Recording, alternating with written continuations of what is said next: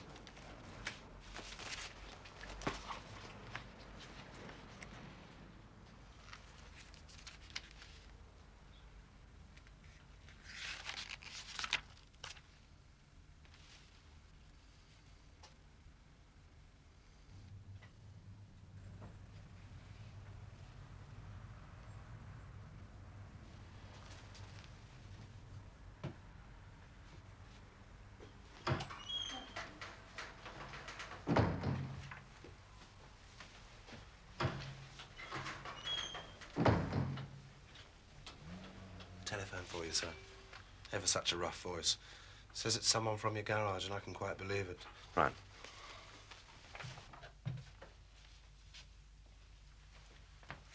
Your rude mechanic has some bad news for you.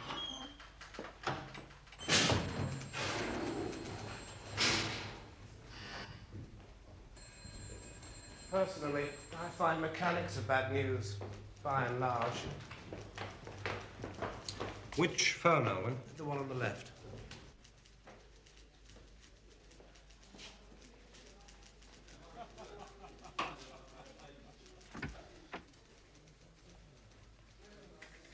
Well, at least get onto the head office today and find out when they can supply the damn thing. Hang on a minute. I think I got the number. Alvin, sling that bag across for me, will you, please? I will, sir. There you go. Open it for you. Oh, thanks.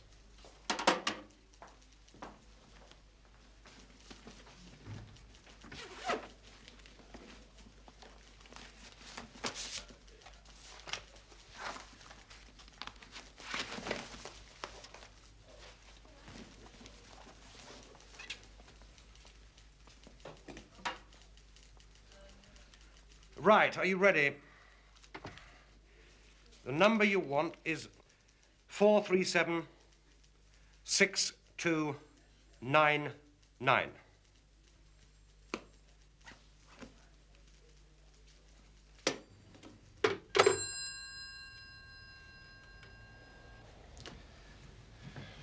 Seems to be going according to plan. Thank you. Peter does sound jumpy. He might have overdone it a bit there. He was very loud. I've seen it happen before. Tough ones who crack at 40. You lock it all away, pretend it isn't happening, and all of a sudden you find them at the desks. The tears pouring on the blotter. I thought I ought to say what's on my mind. I think Peter will manage. You heard something about his murderous assignment in French North Africa, I suppose? Something. Whispers. Peter was overmatched and he lost. His agents were hanged. No one recovers entirely from that sort of thing. That is, I wouldn't trust a man who did.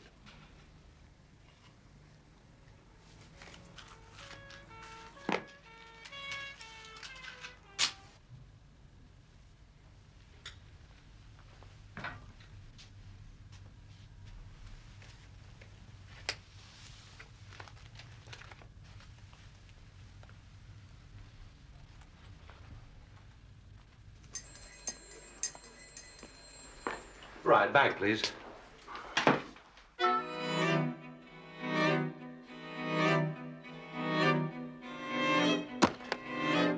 Peter, I am sorry to disturb you, but we have a tiny crisis.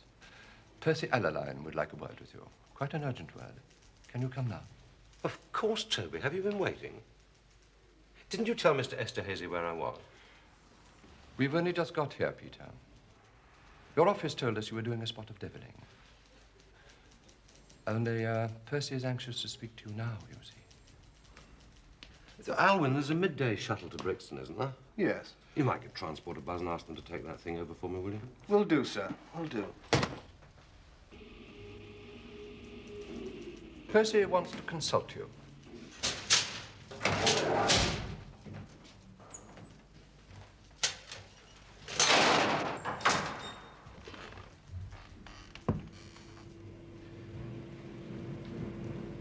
How are the martial arts, Paul? Any new tricks you could show me? Paul and I were paired on a tough guy course a little while back. Damn near killed each other.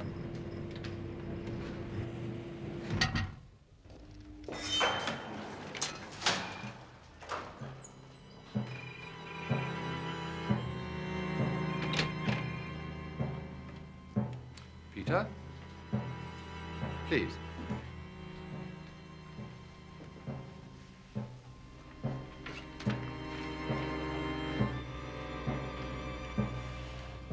What's up, Pete?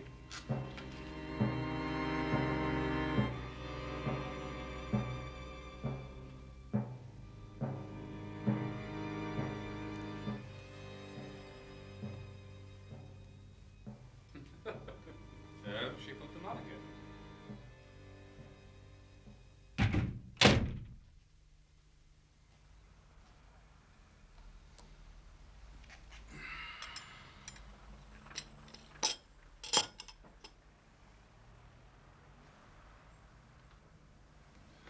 Well now, young Peter Gwillem, welcome to my house, about which you've been making calls, I hear. Are you lonely in the Brixton outposts? Tired of chasing the local virgins, if there are any in Brixton, which I would doubt? If you'll excuse my freedom, Mo. You do know that Mo Delaware is our new head of research, do you? Man with message and cleft stick does reach Brixton, does he? Barring the monsoon. I hear you've been hobnobbing with the late lamented Ricky Tarr, formerly of your section, dispatched by you to Lisbon, and since then listed by this service as a defector. How is he? That's right, Chief. Ricky and I have tea at Fortnum's every afternoon. Jasmine. Peter Gwillem, you may not be aware of this, but I am possessed of an extremely forgiving nature. I positively seethe with goodwill. All I require from you is the matter of your discussion with Tarr. I do not ask for his head or any other part of his offensive anatomy, and I will restrain my impulse personally to strangle him, or you. I would even go so far as to consider bringing you back into the palace from hateful Brixton, where presently you linger in well-earned obscurity. In that case, I can't wait for him to turn up. And there's a free pardon for your friend Ricky, until I get my hands on him. I'll tell him that word for word. He'll be thrilled. I'm very disappointed in you, young Peter. I pay you honest money, and you stab me in the back.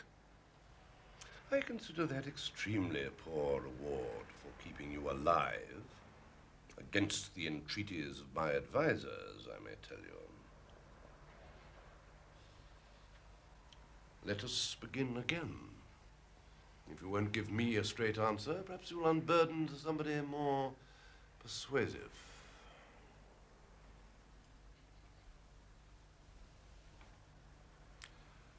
Roy.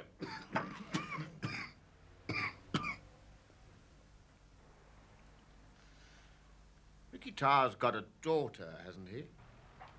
Yes, calls her Danny. Talk about her a lot? He told me he was fond of her. That's all I know. What the hell are you shrugging at us like that for? I'm accusing you of playing hooky behind my back with a damn defector from your own damn section, of playing damn fool parlor games when you don't know the stakes, and all you do is shrug at me. There's a law, Gwillem, against consorting with enemy agents. Do you want me to throw the book at you? I haven't seen him. Who's playing games? Not me. You are, so get off my back.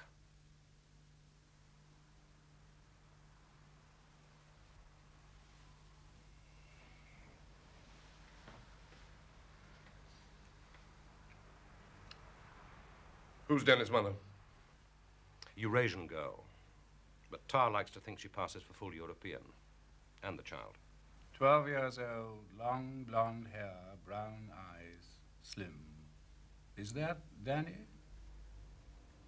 It could be. So, if I told you that Danny and her mother were due to arrive in London 3 days ago on a direct flight from Tunis, I take it you would share our perplexity? Yes, I would. And you'd keep your mouth shut when we let you out of here. It isn't ordinary flight information, Peter. The source is very private. Ultra sensitive, in fact, Peter. In that case, Toby, I'll try and keep my mouth ultra shut. So, what do you make of it, young Peter? Come on. You were his boss, guide, philosopher, friend. Tell me why Ricky Tarr's in London. You didn't say that. You said his girl and his kid were expected. Don't be obtuse, man. Where little Danny goes, there goes Tarr. Except he'd move first and have his impedimenta follow. Yes? That would be favourite. All right. Tar was supposed to be sitting in Moscow, and now he's supposed to be back here on the Russian payroll. But why is it all so hot? What kind of plant can he be when we know everything about him? Down to his last attack of swine fever, from which he's only partially recovered, in my view. Excuse my freedom, Mo. I'm sorry, but what kind of plant is that? Well, never mind what sort. Muddying pools, poisoning wells, maybe that damn sort. Pulling the rug out. Now, listen. Just you remember this. At the first peep, the first whisper of Tar or his lady or his wee bairn, young Peter Gwillem, you come to one of us grown-ups. Anyone you see at this table. But not another damn soul. The name on the passport is Poole. Poole. All three of them. Tar told his woman, so we understand, in case of difficulties, she should come to you. Sign that, Peter, would you?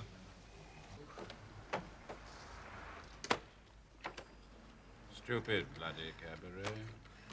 Percy gets more insufferable every day. I wouldn't know, Bill, would I?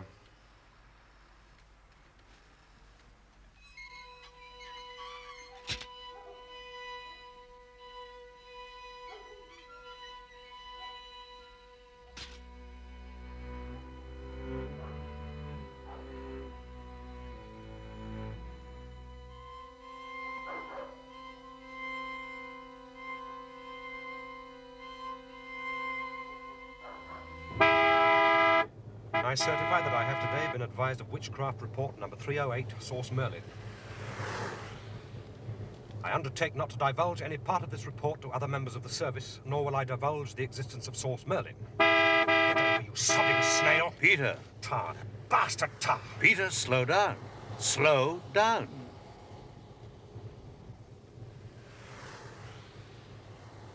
The file on Testify seemed a bit thin. I hope it was worth the sweat. Ricky Tarr's not lied to us, Peter, not in any material way.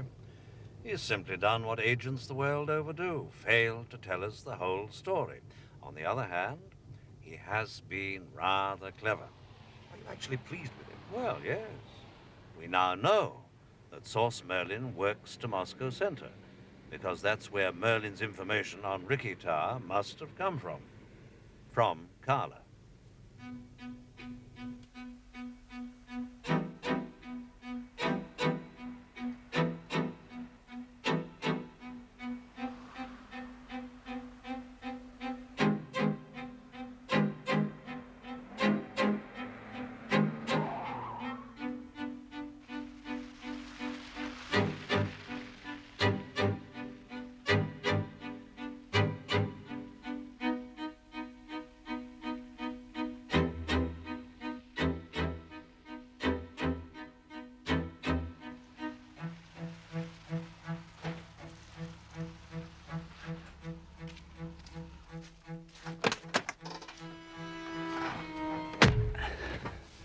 Ricky's been a lot better today, sir. Not nearly so nervy.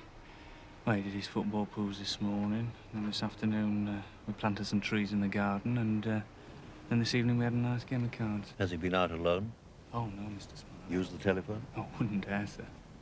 Has he talked about his daughter, Danny, or her mother? Well, he did over the weekend, sir, but well, he sort of cooled off about them since. I think it's in view of the emotional side.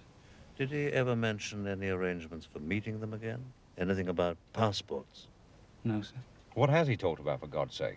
Well, mostly the Russian lady, sir, Irina. Oh, he mentions her name a lot, Irina. He likes to read her diary.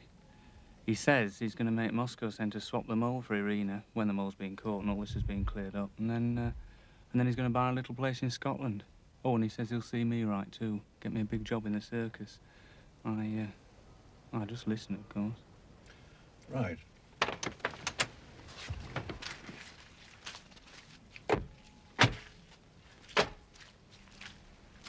You don't post those football pool coupons, do you, Ford? Oh, no, Mr. Smiley. Well, let's hope he doesn't have a win. That would be expensive for us. Thank you for your help, Miss Brimley. Sorry to impose on you. He's gone to bed.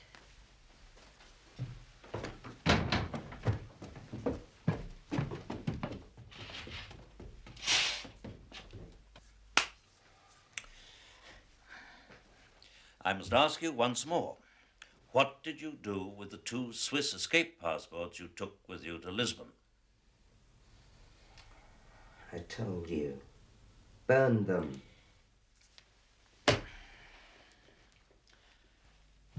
When you bought your fake British passport in Istanbul, a passport for yourself in the name of Richard Henry Poole, did you buy any others from the same source? Why? Why should I? To protect your child and her mother. That seems quite reasonable. After all, it wouldn't be a very gallant act to leave the woman and the child you love to the mercy of the Moscow hood on your tail, while you escape to all this VIP protection. It's horrible to think of. Truly horrible to contemplate the lengths Carla might go to in order to obtain your silence or your services. But perhaps what you actually did, and forgot to tell us about, was to burn the British passports you obtained for Mrs. Poole and Miss Danny Poole, but kept your own to convince Carla's footpads you thought it was still safe. Then, probably, you made travel bookings in the name of the Poole family for the same reason. You doctored the Swiss passports for Danny and her mother and made other arrangements for them. Like staying in Marseille, perhaps. Prince.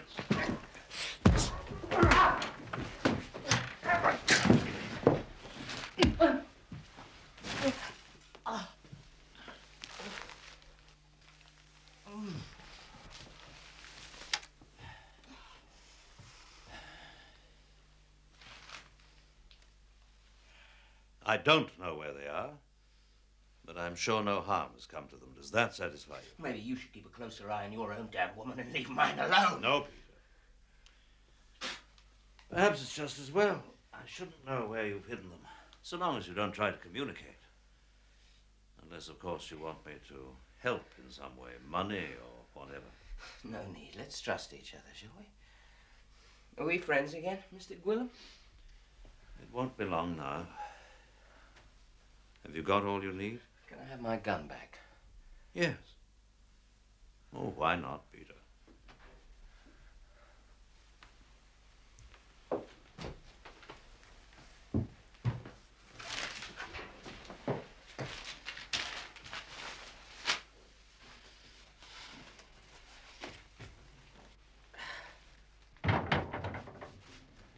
Do we buy that? Oh, yes. I told you he'd been clever.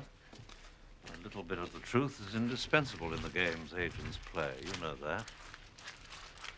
Ricky put his family in safekeeping and found his own way home. He fooled the Russians. If Carla had a deal with him, do you think you and I would be alive and well and living in hope? Not by now, I think.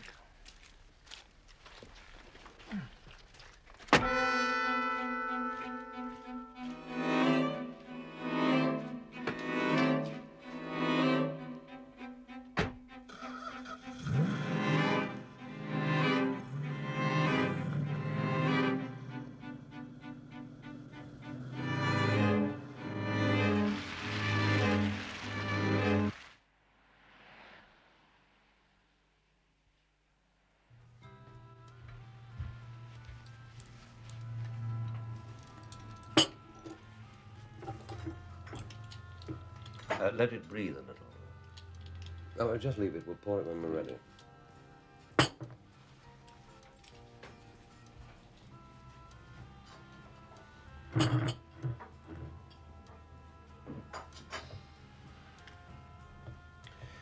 Does anyone know Carla's real name? And how old is he? Another mystery. Decades of his life unaccounted for. So many of the people he's worked with have a way of dying off. He was in England in 1936 and 41. That's documented. We can assume it was sometime during that period he recruited our mole, Gerald. I met him once in Delhi. Oh, this was long before we came to know him as the legendary Carla. In the mid-50s, Moscow Center was in pieces on the floor, wholesale purgings and shootings. And as a result, defection everywhere. I became a kind of commercial traveler. The whole world was my territory. Inspecting the goods, fixing the terms, disposing as seemed best, on London's instructions, of course. Well, I found myself off to India, where the authorities had arrested, at our request, on some trumped-up immigration nonsense, a Mr. Guestman. Carla's name at that time. He was on his way back to Moscow from San Francisco. Except that he didn't know when he left California that he was Moscow-bound. He'd been told to rendezvous with a TASS correspondent in Delhi. The message from the TASS man was an airplane ticket and don't ask me any questions, comrade. Carla was in disgrace. Summoned and doomed. There were two other things he didn't know. The first was that we'd intercepted the radio signal directing him to Delhi. The second was that the San Francisco network he'd organized had been rolled up, hide and hair, the day he left.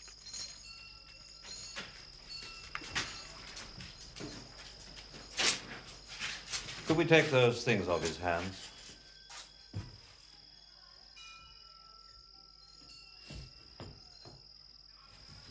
I only have to shout for you, don't I?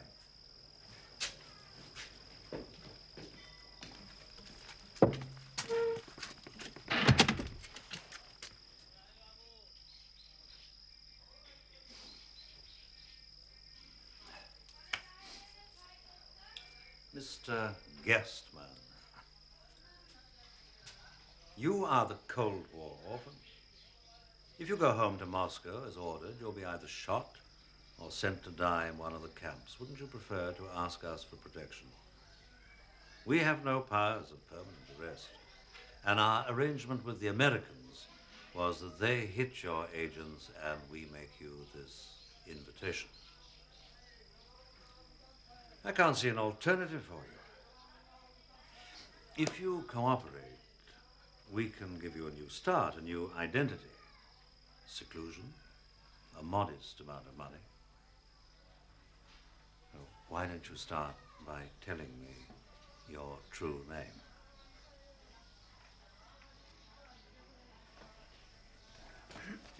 Would you like a cigarette?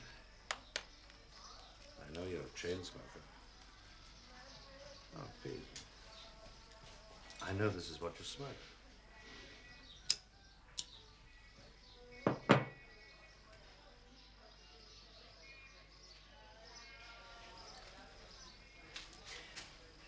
Look, I'm not offering you wealth or smart women or your choice of fast cars. I know you haven't any use for those things. And I'm not going to make any claims about the moral superiority of the West. I'm sure you can see through our values, just as I can see through yours in the East. You and I have spent our lives looking for the weaknesses in each other's systems. I'm sure each of us has experienced innumerable technical satisfactions in our wretched Cold War.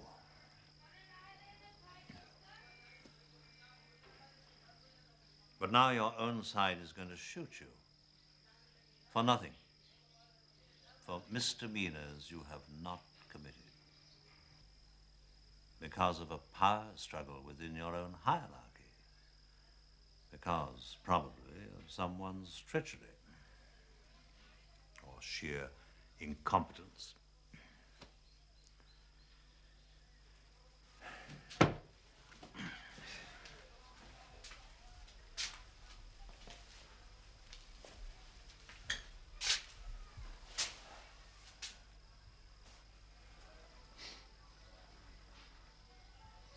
I'm sure both of us, when we were young, subscribed to great visions. But not anymore. After all you've seen. You can't still be committed to that old grand design. You know it's achieved nothing except new forms of the old misery. Don't destroy yourself. They're not worth it.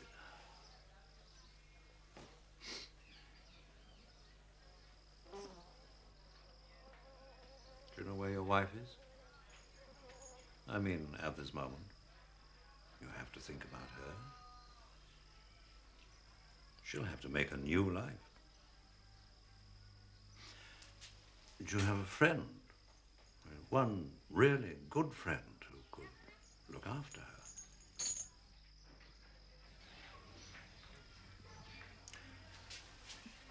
Perhaps we could get in touch with her secretly. If you stay with us, we might be able to arrange something. An exchange for someone your people want returned. But if you go back, it can do her nothing but harm. She'll be cold-shouldered, suspected. The best she can hope for is to be allowed to see you before you're shot. Another meaningless firing squad. Guard.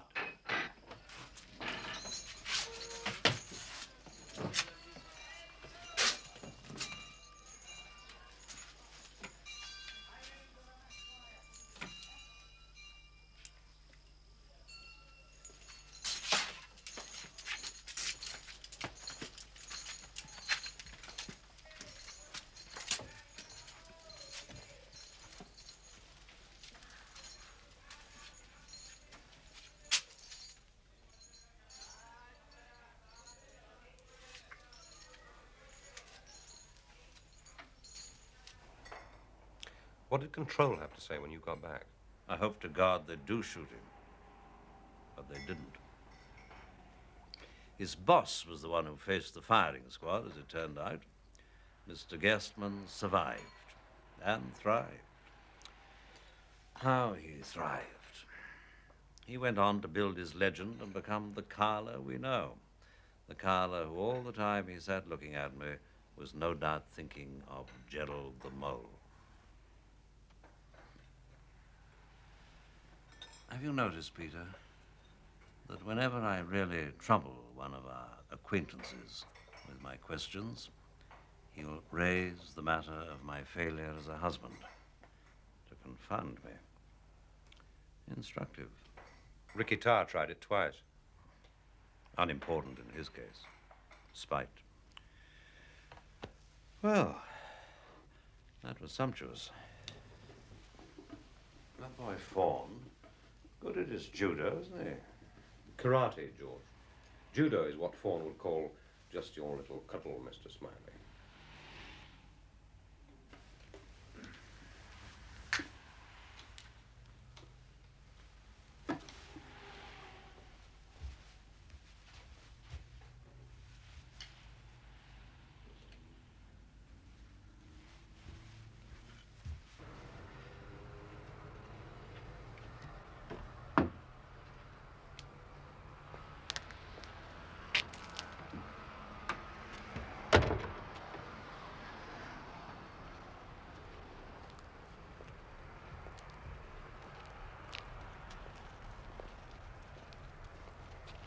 I don't think even Toby Esterhazy's people would follow us here.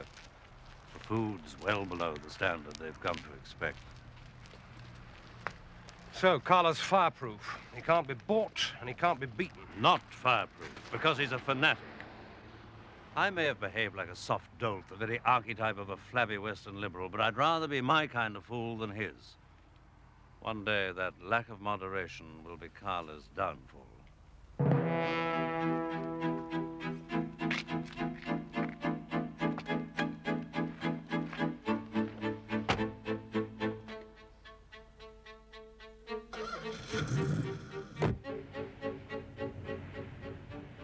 He's never touched radio since the debacle in San Francisco. Got it right out of his handwriting. His agents aren't allowed near it. That's something else you and Carla have in common. Yes, I am prejudiced against radio men. Tiresome breed, overstrung, unreliable. What's the other thing?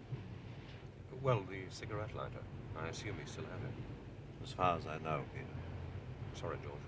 Not at all. How'd you feel, Peter? I'm all right.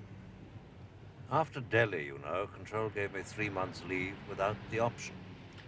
When this is over, I hope you'll take it easy for a while. We're not quite there, but nearly. Peter, have you got the handbrake on?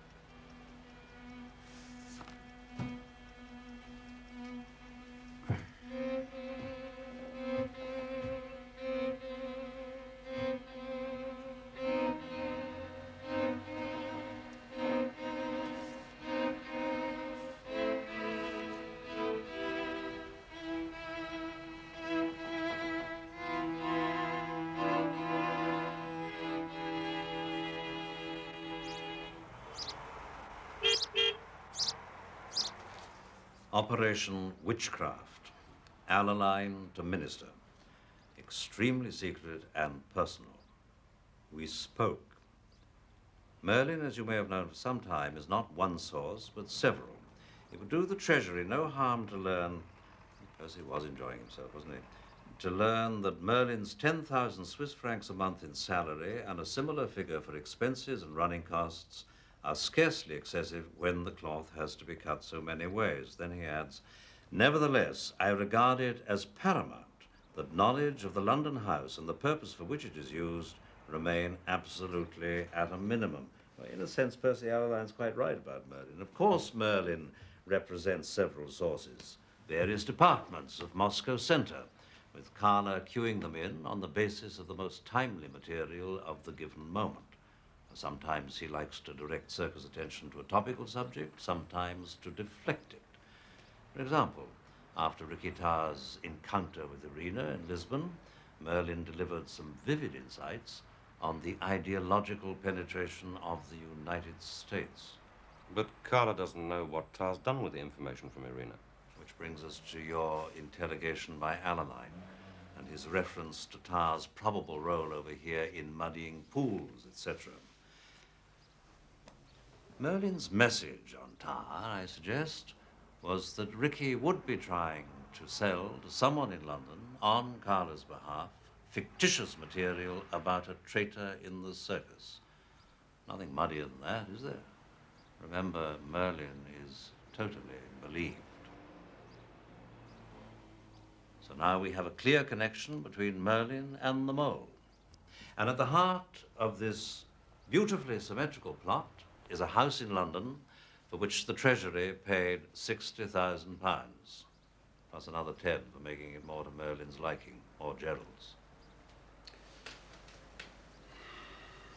Fascinating, George. Thank you.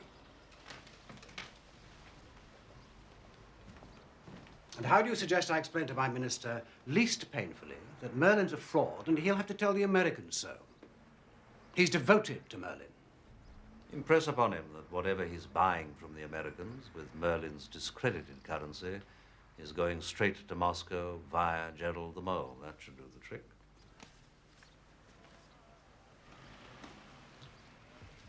This document is not one you've asked me to bring. It arrived only today. Source unknown. According to a recently released prisoner from Lubyanka jail, Moscow Center held a secret execution in the punishment block in March. The victims were 3 of its own functionaries. All were shot in the back of the neck. One was a woman. Ricky Tarr mustn't know. It's vital he gets no wind of this. God knows what he'd do or not do if he found out Irina was dead. And we may need to make further use of it. Do you really believe all that guff about Tarr being in love with her? The little homestead in the Highlands, the avenging lover, the honourable Ricky Tarr? He may feel compelled, Peter. Everybody has a loyalty somewhere. He mustn't know. I agree. Now, George, I've wrote all I could find on Jim Frieda, such as it is. Thank you. Frieda and Bill Hayden were really very close, you know. I hadn't realized. Yes. Thank you. Operation Testify. We still need to understand what happened, or rather, why it happened. The file you borrowed, Peter, does at least give us a nudge in the right direction. I think I know who to talk to next. Your day was hardly wasted. I am glad of that, George. We've traced Prido. He's become a teacher. Thursgood Preparatory School for Boys. It's in the West Country. Right.